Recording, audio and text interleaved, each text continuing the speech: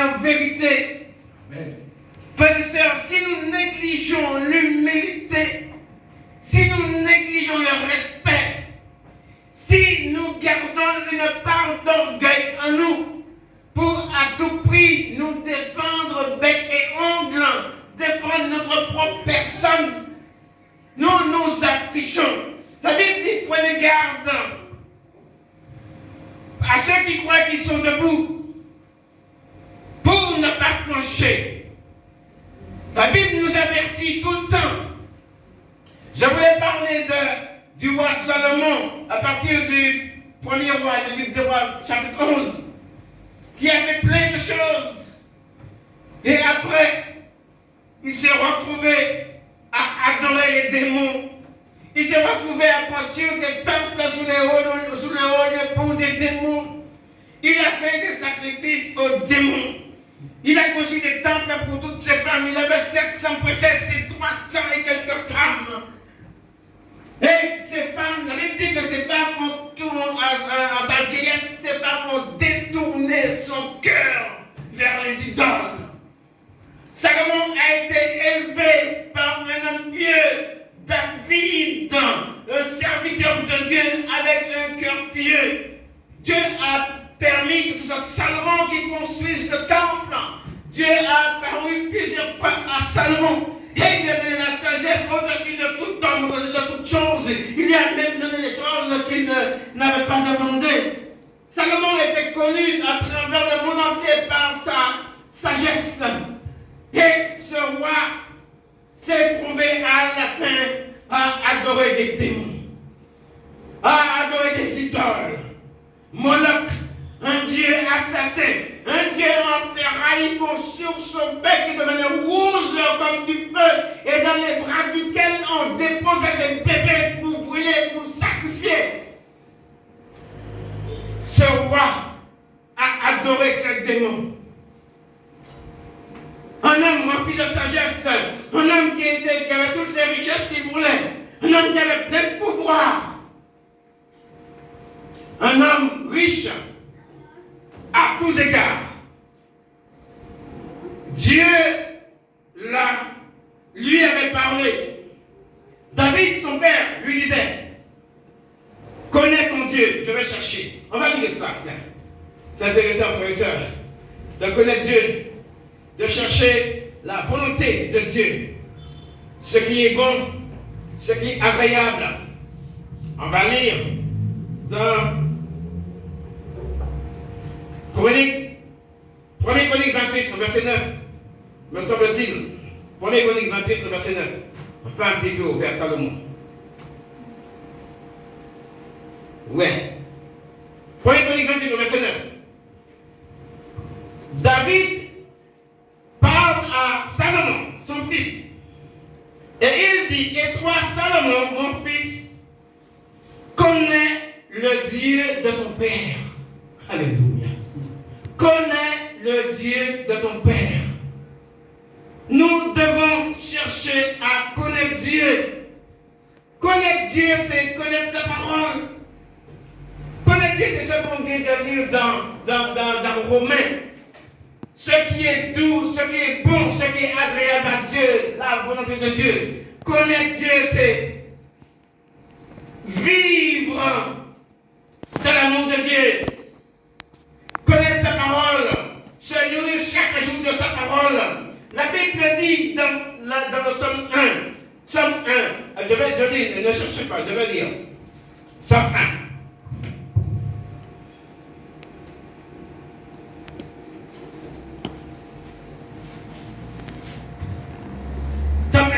Heureux l'homme qui ne marche pas selon le conseil de méchants et qui ne s'arrête pas sur la voie des pécheurs et qui ne s'assied pas en compagnie des moqueurs, mais qui trouve son plaisir dans la loi de l'Éternel et qui la médite jour et nuit. Il est comme un arbre planté près d'un courant d'eau qui donne son fruit en sa saison et dont le feuillage ne flétrit point. L'homme qui trouve son plaisir dans la loi de l'Éternel et qui la médite chaque jour, il la médite jour et nuit. L'homme qui prend plaisir à la parole de Dieu, l'homme qui se nourrit à la parole de Dieu, l'homme qui met la parole de Dieu en chercheur de vérité, l'homme qui dit la vérité, l'homme qui observe la vérité, qui pratique la vérité, qui marche dans la vérité, qui pense la vérité, qui défend la vérité, bec et ongle, et Ronam, qui ne marche pas selon les conseils des méchants. David dit à Salomon, connais le Dieu de ton père. Et il dit encore, et serre-le d'un cœur dévoué. Vous savez ce que c'est que le dévouement? Être dévoué, c'est se donner corps et âme pour quelque chose. Serre-le d'un cœur dévoué. Tu es dévoué à Dieu, tu te donnes à Dieu. 100%, tu ne gardes rien pour toi. Jésus a dit que celui qui prend sa croix et me suit, que chacun prenne sa croix et qu'il me suive. C'est-à-dire que tu t'abandonnes toi-même à Jésus-Christ. Tu ne gardes rien pour toi. David dit à Salomon, David parlait sous la puissance du Saint-Esprit. David était rempli par le Saint-Esprit. Et il dit à Salomon, connais ton Dieu. Connais la parole de Dieu. Cherche à connaître Dieu. Cherche à aimer Dieu. Ne fais rien qui soit contre la volonté de Dieu. Et serre-le d'un cœur dévoué, d'une âme bien disposée. Une âme bien disposée. D'une âme purifiée. D'une âme bien disposée. Dispose ton âme à écouter Dieu. Dispose ton âme à servir Dieu. Dispose ton âme à honorer Dieu. Il dit, car l'Éternel sonde tous les cœurs et pénètre tous les desseins et toutes les pensées. Alléluia. Dieu est sur son trône, frères et sœurs. Et à ce moment, Dieu cherche de vrais adorateurs qui l'adorent en esprit et en vérité. Dieu a toujours cherché des vrais adorateurs qui l'adorent en esprit et en vérité. Dieu a toujours dit qu'il y aura un reste fidèle qui restera à lui. Dieu nous donne, il nous a donné la clé du royaume qui est sa parole, qui est la vérité, qui est la fidélité à sa parole, qui est le témoignage de Jésus-Christ, qui sont ses commandements à observer. Ça veut dire que les derniers temps, Élie viendra, Élie doit revenir. Mais Élie ne veut pas revenir. Christ a dit que Élie est déjà revenu. Il a dit que Jean-Baptiste, c'est Élie qui devra revenir. Pourquoi? Parce qu'il est venu avec le même message d'Élie. La repentance, l'observation des lois de Dieu. Et maintenant, le témoignage de Jésus-Christ. Il dit dans les derniers temps, les messages des 3 ans, c'est la même chose. La repentance, l'adoration de Dieu, adorer Dieu, adorer Dieu, adorer Dieu, et de lui donner gloire et tenir le témoignage de Jésus-Christ. C'est ce que dit Apocalypse 14, c'est ici la persévérance des saints, de ceux qui gardent les commandements de Dieu et qui ont le témoignage de Jésus-Christ. L'apôtre Jean a été enfermé dans une île, à cause de quoi? À cause de la parole de Dieu et du témoignage de Jésus-Christ. Alléluia. Amen. Frères et sœurs, David a parlé à son fils et puis il lui a dit, si tu cherches, je suis toujours au verset 9, il est assez long. Si tu le cherches, il se laissera trouver par toi. Mais si tu l'abandonnes, il te rejettera pour toujours. Considère maintenant que l'Éternel t'a choisi afin que tu bâtisses une maison qui lui serve de sanctuaire. Fortifie-toi. Fortifie-toi et agis. Se fortifier et agir. Nous devons nous fortifier dans la parole de Dieu. Nous devons nous fortifier par le Saint-Esprit, nous fortifier par la sainteté, nous fortifier les uns les autres en nous encourageant par la prière. Alléluia. Par la prière. Alléluia. Par la prière. Nous fortifier par la prière. Mais il dit d'agir. Pas fortifier pour rester assis. Pas fortifier pour ne rien faire, mais agir. Alléluia. Parce qu'il est important pour Dieu. Il est important pour Dieu que les quelques brebis qui soient là soient sauvés. Il est important pour Dieu que les brebis qui sont là soient dans la vérité, marchent dans la vérité, vivent dans la vérité. Il n'est pas si important pour Dieu d'avoir une grande église remplie de gens. Rempli, mais il est important pour Dieu de savoir que les quelques brebis qui sont là soient sauvés. Ce que Dieu nous demande, c'est de marcher dans la vérité, dans la pureté, dans la fidélité, afin de sauver des âmes. Il faut sauver des âmes. Il ne s'agit pas de remplir les églises de plein de monde, mais le très peu d'âmes qu'il y a là, mais qu'elles soient sauvées, frères et sœurs. Sauvées. Avoir l'assurance du salut. Alléluia. Travaillons pour notre salut. Travaillons pour le salut de nos âmes. Travaillons pour rester en sainteté. Travaillons pour marcher dans la pureté. Travaillons pour rester vrai, pour être vrai. Travaillons avec Jésus-Christ. Alléluia. Mais vous voyez comment Salomon a été éduqué par un parent pieux, par des parents pieux. Quand nous sommes par des parents pieux, et regardez ce qu'il a fait par la suite. Il a été influencé. Un homme sage, un homme riche, il a été influencé. Pourquoi? Par l'amour. Quel amour? L'amour du monde, l'amour du siècle. Il est allé vers toutes les nations que Dieu avait interdites aux enfants d'Israël. Il est allé vers toutes les nations qui adoraient les idoles. Nous avons les pieds dans l'église de Dieu. Nous avons les pieds dans la maison de prière de l'Éternel. Frères et sœurs, pour tous ceux qui ont la chance d'avoir des parents pieux et qui ont été élevés dans l'église, qui ont été élevés à la parole de Dieu, pour nous maintenant aujourd'hui, qui sommes baptisés en Jésus-Christ, ceux qui ne sont pas baptisés, il y a quelque chose à faire. Il faut connaître Dieu. Il faut accepter Jésus-Christ. Et il faut être baptisé d'eau et d'esprit. Il faut se renouveler. Il faut connaître Dieu et il faut poursuivre avec Jésus-Christ. Mais nous qui le sommes déjà, la Bible nous demande de nous renouveler constamment. Alléluia. Les parents pieux est une bénédiction. Dieu dit qu'il faut honorer les parents. C'est une bénédiction d'avoir des parents pieux.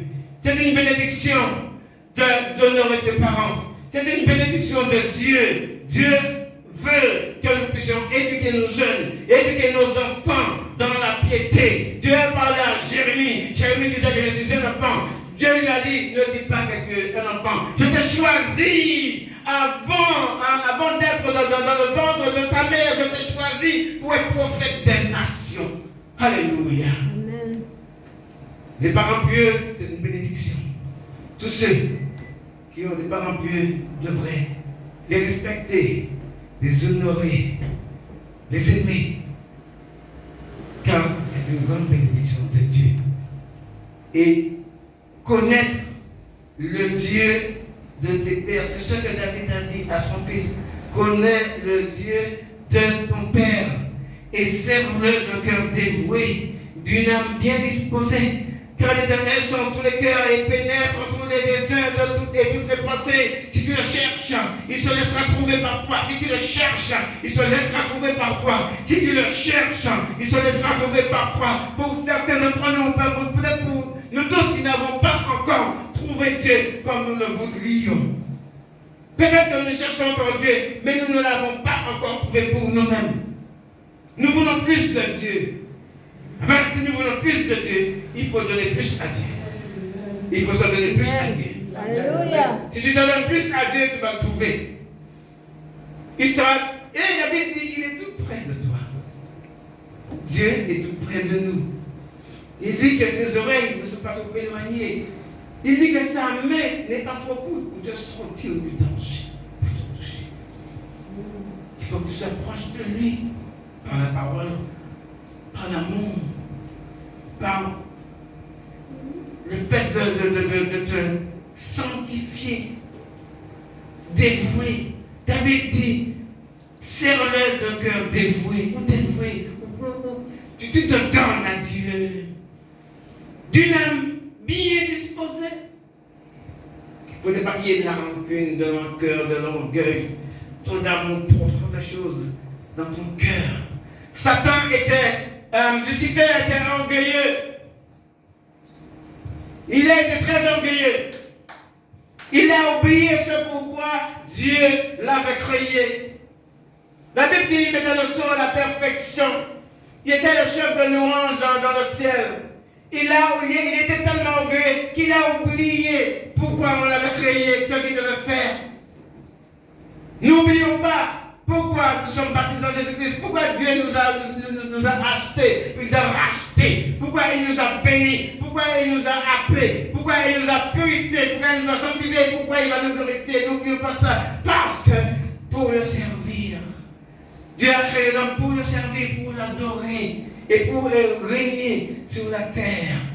Quand Israël était en Égypte, quel message que Dieu a donné à Moïse pour Pharaon? Libère mon peuple afin qu'il vienne me servir dans le désert. Alléluia. Dieu nous a libérés, racheté du péché pour que nous puissions le servir. Servons-le de cœur dévoué, d'une âme bien disposée. Car l'Éternel pénètre tous nos desseins, toutes nos pensées. Si tu le cherches, il se laissera trouver par toi. Mais si tu l'abandonnes, il te rejettera pour toujours. Fortifie-toi et agis. David parle sous l'inspiration de cet esprit. À qui? À son fils Salomon. Parce qu'il veut du bien pour Salomon. Il veut du bien pour son fils Salomon. Dieu, nous sommes les fils de Dieu qui sommes baptisés. Dieu veut du bien pour nous. Et c'est pour ça qu'il nous parle. Vous savez, on a lu, on a lu Matthieu 24. On a lu Matthieu 24, 27 à 35. On va continuer. Matthieu 24, 27 à 35. Je vais y retenir, puisqu'on va conclure. Vous avez compris que le sens du message est de faire des préparatifs pour la venue de Jésus-Christ. La dernière fois, nous avons parlé du bilan, de notre bilan. Paul a dit, c'est la lecture de la semaine dernière, qu'il a combattu le bon combat. Il a tenu la foi. Et la couronne de justice lui est réservée. Le Seigneur, le juste juge, le lui donnera lui-même. Et il continue pour dire, et non seulement à moi, mais à tous ceux qui auront apprécié sa venue. Alléluia. Ça veut dire que c'est pour nous aussi qu'il attendons, parce que nous allons apprécier sa venue, nous l'attendons. Mais regardez, ou du moins écoutez.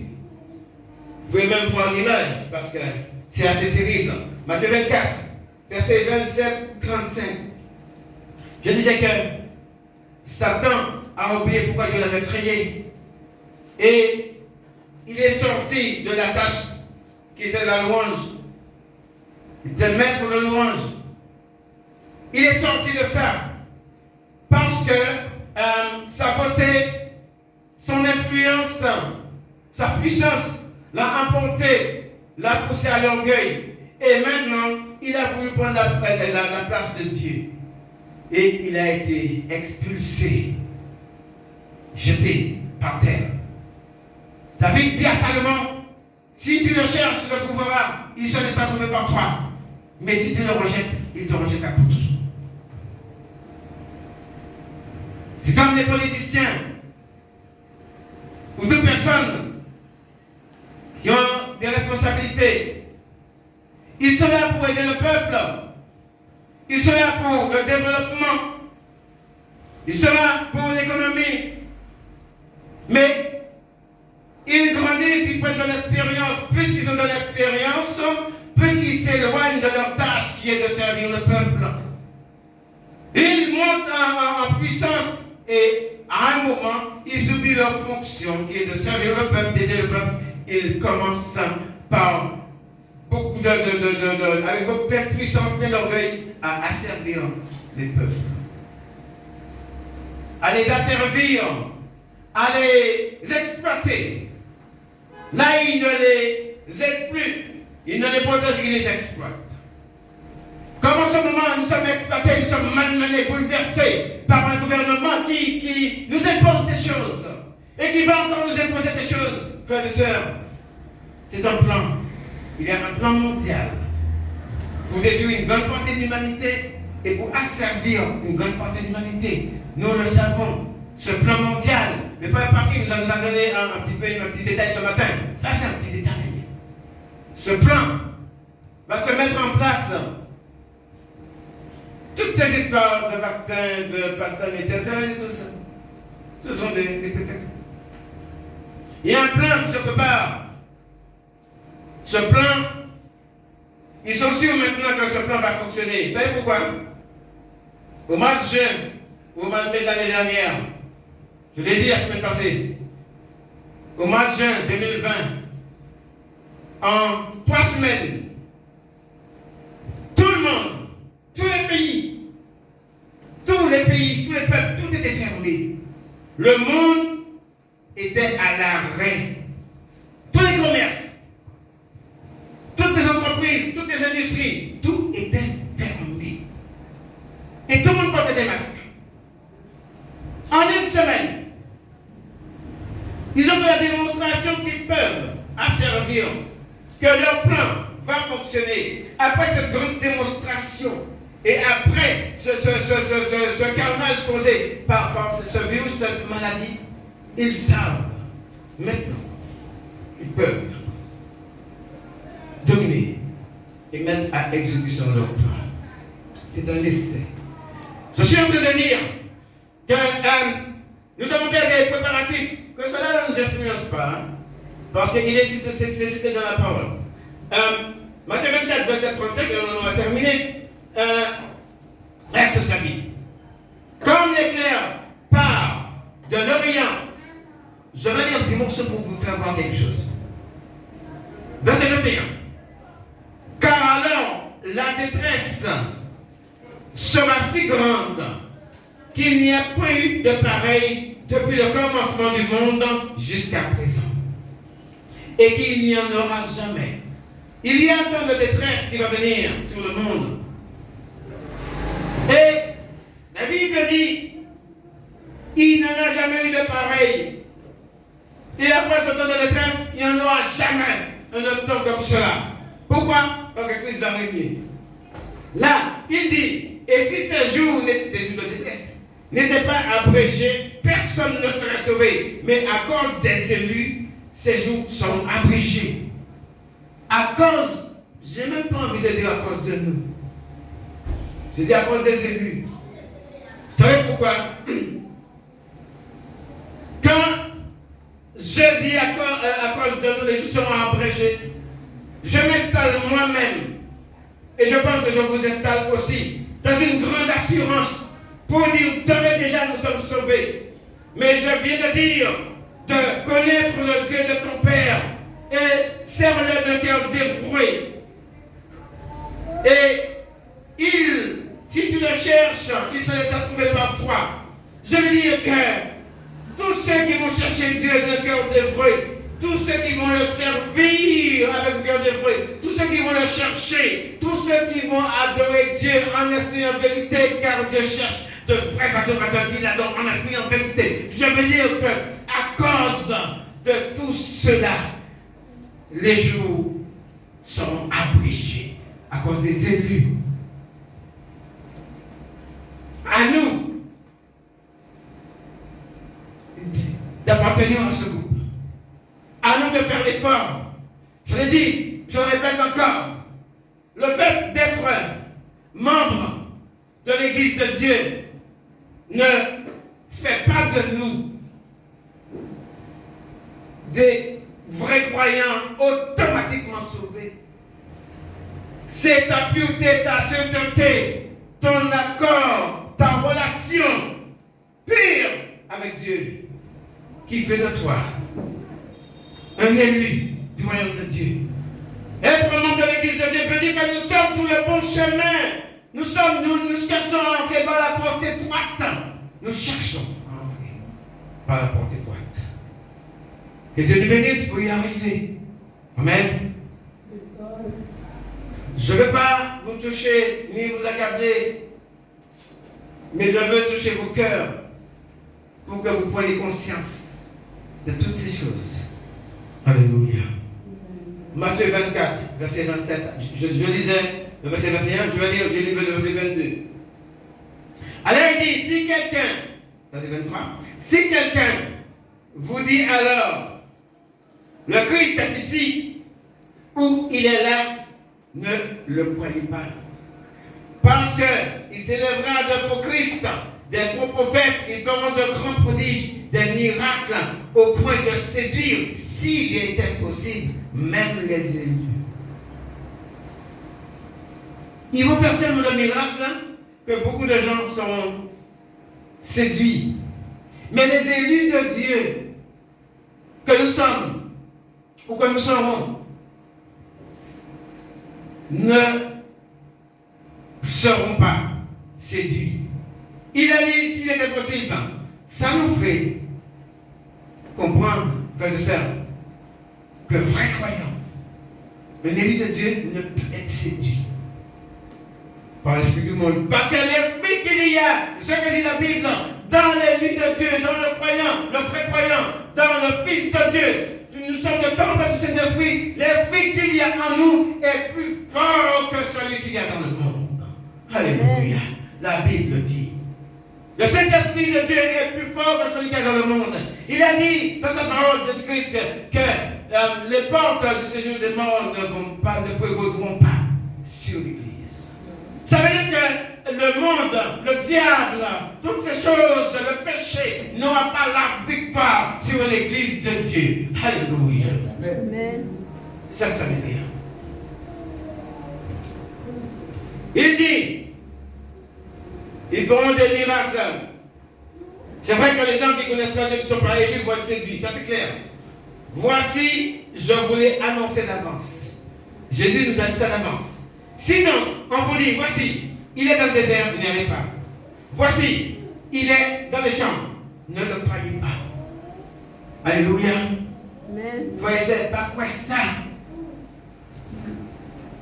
Croyez parole de Dieu. Pas quoi rien que vous allez proposer nous. Pas quoi rien qui n'est pas bon. Quittez l'esprit bon Dieu, bandez bon Dieu. Quittez l'esprit bon Dieu, travaille en cœur.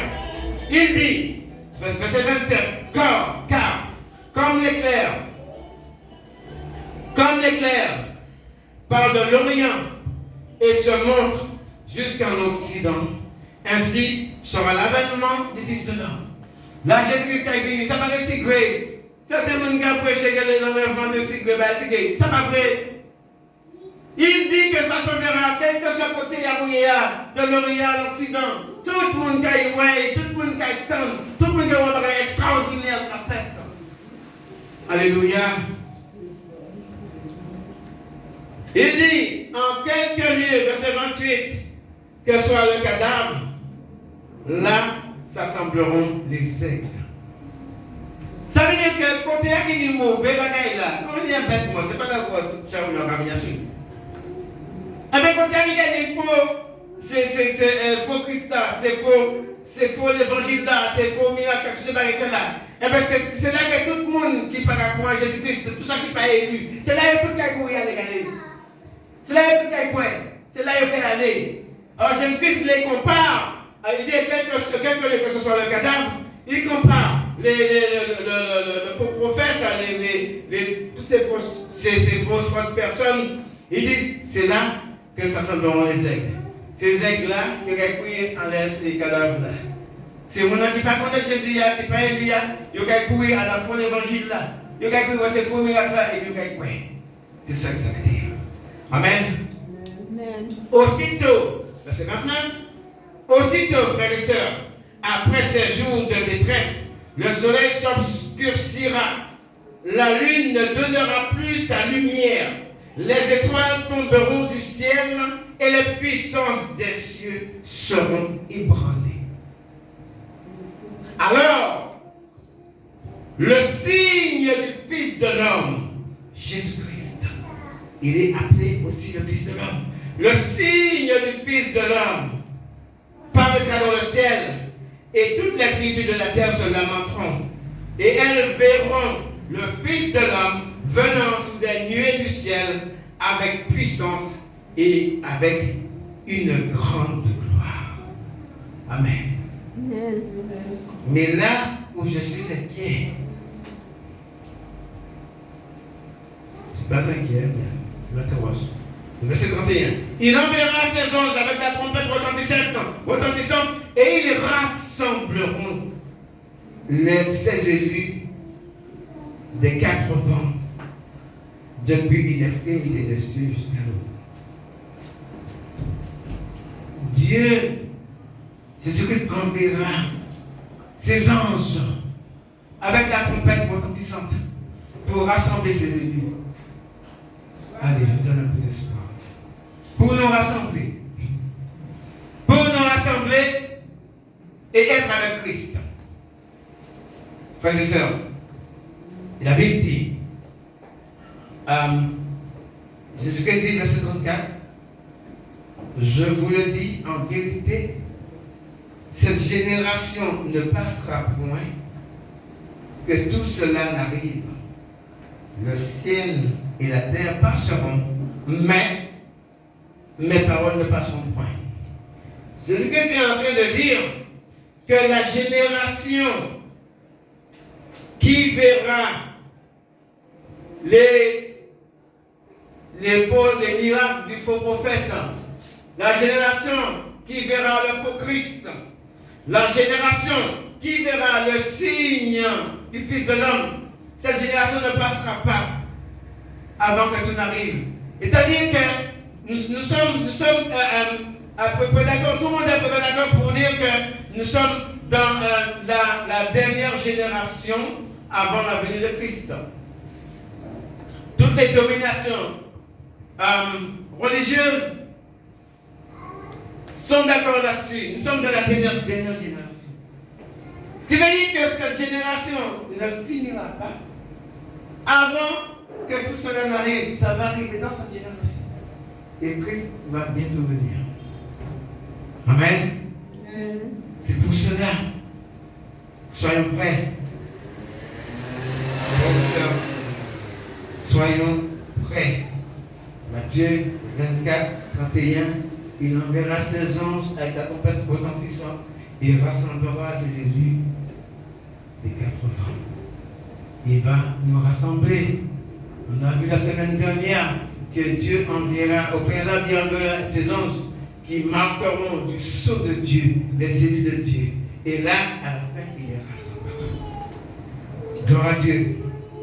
Frères et sœurs, gardons ces bonnes paroles.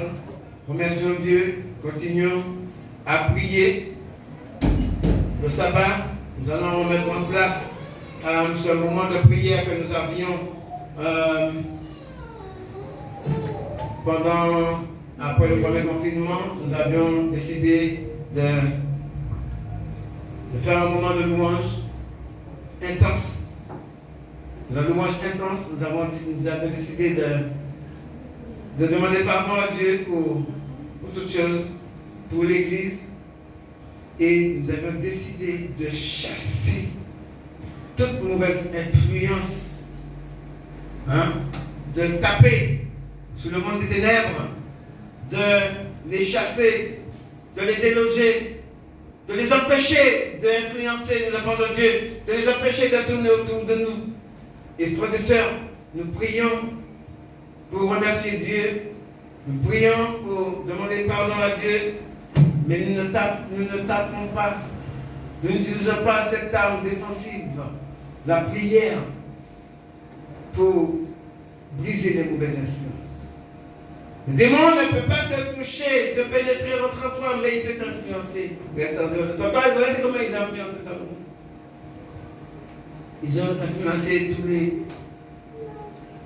beaucoup de grands serviteurs de Dieu qui ont péché. David a fait un recensement qu'il ne devait pas faire. Le démon l'a influencé. Il peut chercher à nous influencer. Surtout si on a nos faiblesses, comme une sœur a dit ce matin. Il agit. J'espère que vous comprenez ce que je dis. Amen. Gloire à Dieu, frères et sœurs, que Dieu nous bénisse abondamment et que nous puissions prospérer à tous égards. À tous égards. Physiquement, moralement, spirituellement. Gloire à Dieu. Merci.